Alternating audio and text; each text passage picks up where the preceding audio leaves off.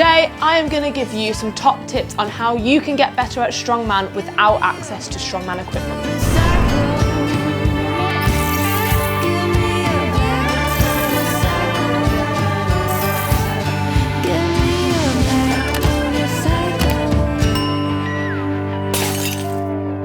For those of you who are new here, my name is Chloe Brennan and I am a strong woman from the UK.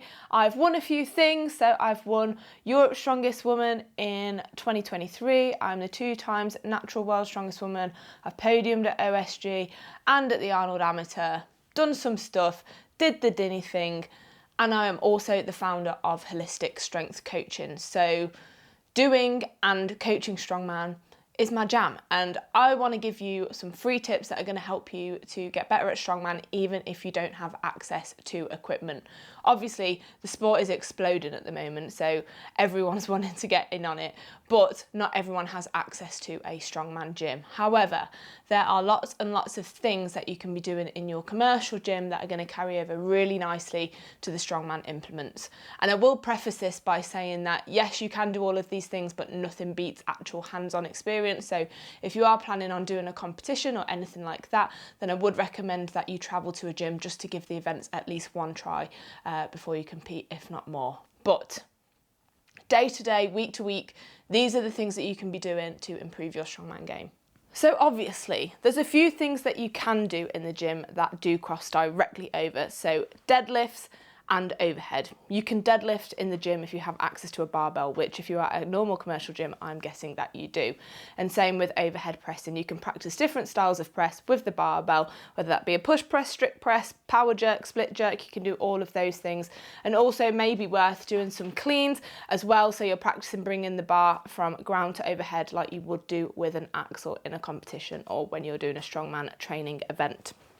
Obviously, the grip is slightly different, so if you are training on a barbell, the neutral grip of the log is going to feel slightly different, but you can still train in that neutral grip with dumbbells, or if you have access to a Swiss bar, anything like that, so that is very easily done.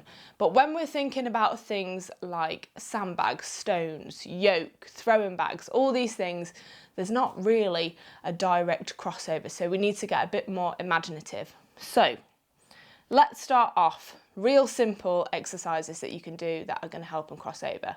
So one of my favorites is the stiff leg deadlift. Really, really easy to do. Obviously, you just need a bar and some plates. You can also do this on a deficit, and this is going to cross over really, really nicely to sandbag pickups, stone pickups. Anything where you're loading, you're having to pick up from the ground, you're going to want to be in that stiff leg position. A lot of people will squat down to pick up implements, but it's so inefficient. You want to think about being in a stiff leg deadlift position and picking up. So if you can train that movement pattern with the bar, you're going to be setting yourself up really, really well for those other implements. And if you wanted to get even more specific, you can't load it quite as heavy, but you can do things like plate deadlifts and plate rows. So just piling up a bunch of plates, maybe put a small plate underneath so that they can balance and you can get your hands underneath, and then pickups, rows. Perfect. That's going to cross over really, really nicely to your sandbag pickups and stone pickups. Another movement that comes up in Strongman a lot is that triple extension. So I'm thinking throwing bags, I'm thinking log clean, I'm thinking loading, whether it be over a yoke, onto a platform, onto your shoulder, whatever. You need to get really efficient at that triple extension, which is where ankles, knees, hips, all extended at the same time, as well as that upper body, T-spine, nice and open so that you can yeet weights around. Obviously, if you've not got access to a log, a stone, a sandbag, how else can we become proficient in this movement?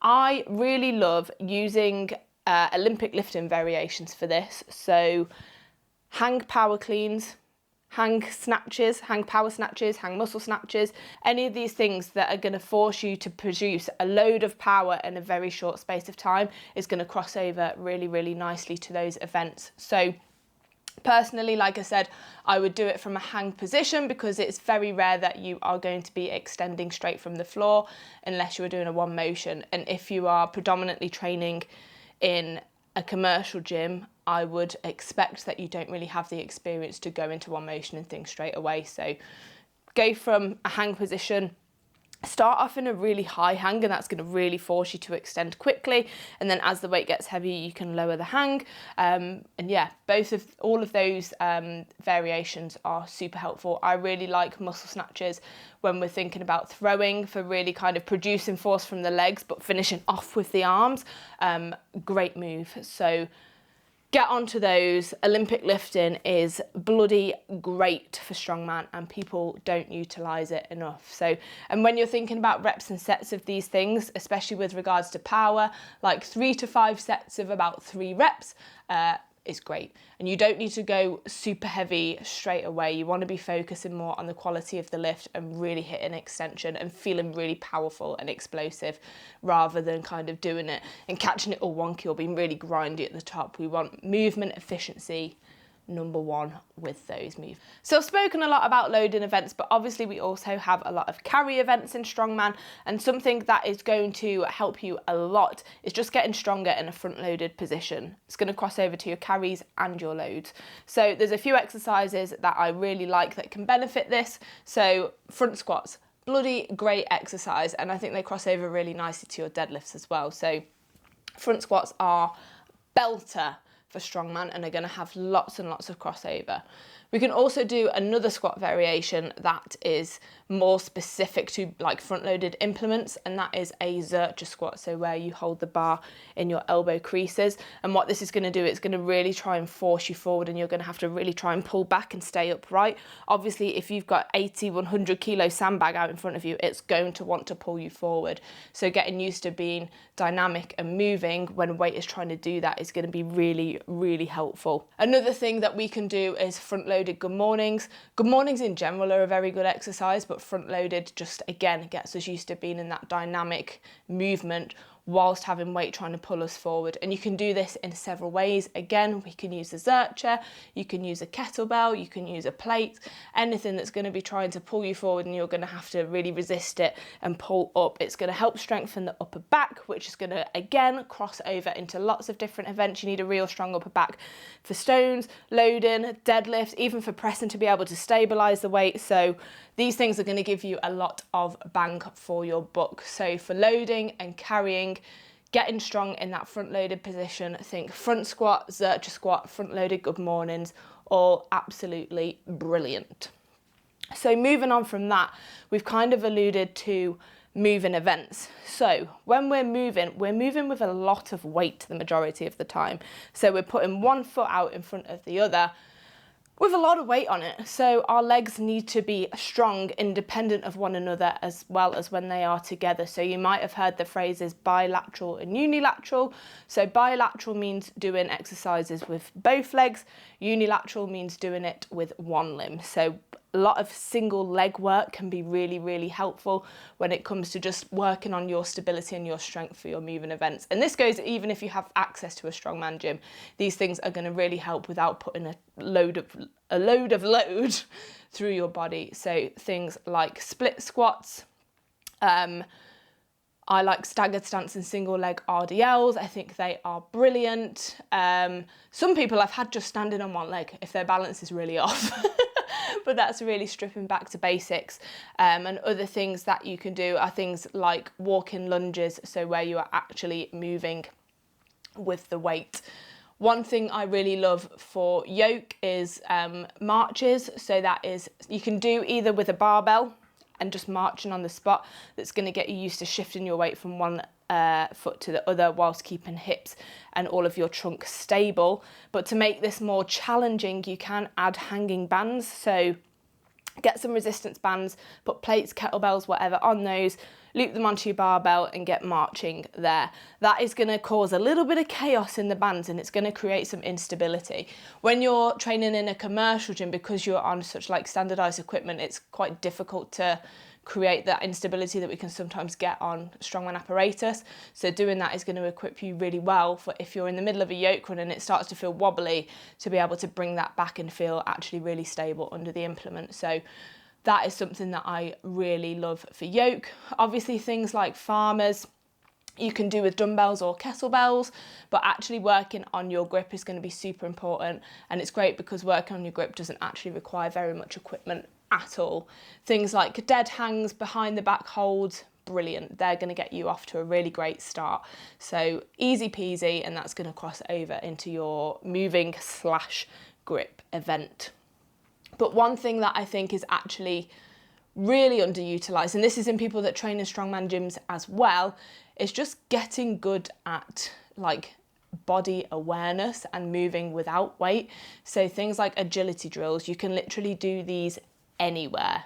So with moving with such extreme amounts of weight when it comes to doing strongman, we need to be able to move really efficiently and with precision and know exactly what our feet are doing and to know that we feel stable on them.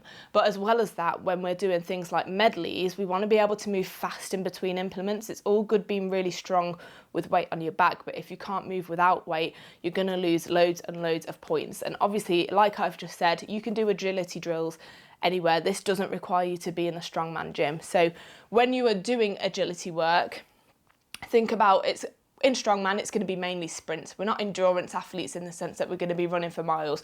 You don't need to go out on a run. You need to get really good at running very, very short distances, pretty damn fast. So thinking about short sprints, you can also think about doing these sprints from facing the other way, because obviously if you're loading an implement, you're then going to have to turn around and go back for the next one. So you can stand one way, look in one way, do a 180 start, sprint the other way, include change in direction drills. So if you sprint one way, sprint straight back, that's going to be really helpful. And also things like lateral shuffles are going to be very, very valuable. So if you're thinking about stone loads, you don't want your transition between stones to be clumsy. You want to be able to move with confidence to the next stone. So lateral shuffles, changing direction, and just short sprints are a really, really good place to start with your agility drills to get you prepared for medleys. And another one, if you wanted to kind of think more out the box, is forwards and backwards drills. So when we're thinking about sandbag throws, you're having to run forwards to the bag, and then sometimes you'll run backwards before you throw it. So just getting more aware of where your body is and how you move when you're going in all these different directions without weight is super helpful, and something that I think as a community we've neglected a lot, because it's called strongman and we focus on getting so strong, we actually forget about the athlete part. But when you look at the events and break them down, we do have to be all-round athletes, which is a good thing, because it means there's obviously plenty that you can do without the equipment that is going to help with your performance. So that is my rambly whistle-stop tour of a few things that you can get doing that are really going to help your performance in strongman if you don't have access to strongman equipment. If you feel like you need more guidance on these kinds of things, then you can check out the links below to join our coaching team. As always, if you haven't subscribed, subscribe, and we'll see you at the next